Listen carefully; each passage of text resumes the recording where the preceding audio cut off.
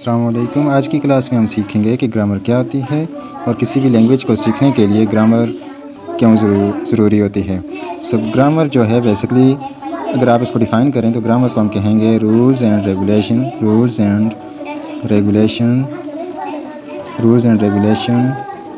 Of language.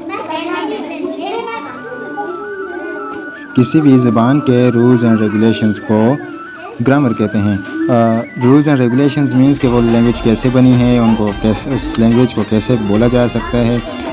वो उसके rules and regulations होते हैं, उसकी स्ट्रक्चर वगैरह सब कुछ इसमें रूल्स रेगुलेशंस में आ जाते हैं। तो हमने बात की कि rules and regulation of language की बात की। ग्रामर लैंग्वेज सीखने के लिए होती है। तो लेट्स सी कि लैंग्वेज क्या है।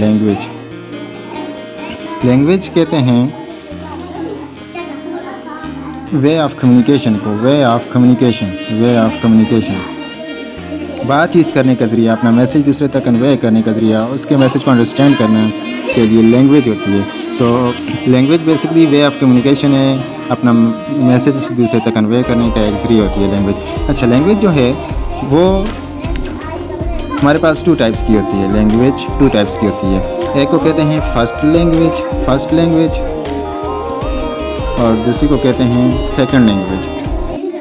ये बहुत ज़रूरी है ये बात समझनी, क्योंकि इसी से हम समझेंगे कि ग्रामर कौन सी लैंग्वेज में हमारे लिए हेल्पफुल हो सकती है उस लैंग्वेज को सीखने के लिए। अच्छा, first language is so called native language भी इसे कहते हैं, और सेकंड लैंग्वेज को टारगेट लैंग्वेज कहते हैं। टारगेट लैंग्वेज कहते हैं। अच्छा, जो फर्स्ट लैंग्वेज है, जैसे हमारे पास हिंदी आ जाती है, उर्दू आ जाती है, पंजाबी आ जाती है, हिंदी आ जाती है।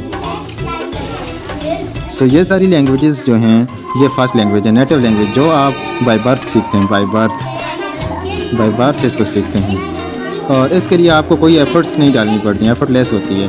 ये आप खुद ब खुद सीखते जाते हैं, एफ़र्टलेस होती है। अपनी सोसाइटी से सीखते हैं, पेरेंट्स से सीखते हैं, फ्रेंड्स से सीखते हैं, कलीग से सीखते हैं। तो ये बाय बर्थ आप इस फर्स्ट लैंग्वेज को सीखते हैं। वेयर एज़ जो सेकंड लैंग्वेज है, इसको टारगेट लैंग्वेज भी कहते हैं।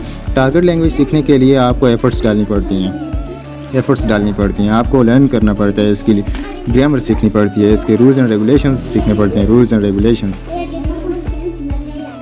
आप मीन्स के आप इसकी ग्रामर सीख कर ही इस लैंग्वेज को सीख सकते हैं, टारगेट लैंग्वेज को। फॉर एग्जांपल मैंने इंग्लिश लैंग्वेज सीखनी है तो उसके लिए मुझे उसकी ग्रामर सीखनी होगी, स्पेनिश सीखनी है, अरेबिक सीखनी है, तो उसके लिए उन लैंग्वेजेस की ग्रामर सीखनी बहुत ज़रूरी है। उसकी ग्रामर आएगी तो हम वो लैंग्वेज सीख सकेंगे। That's all from today. Let's meet in another video. Thank you for watching. Allah Hafiz.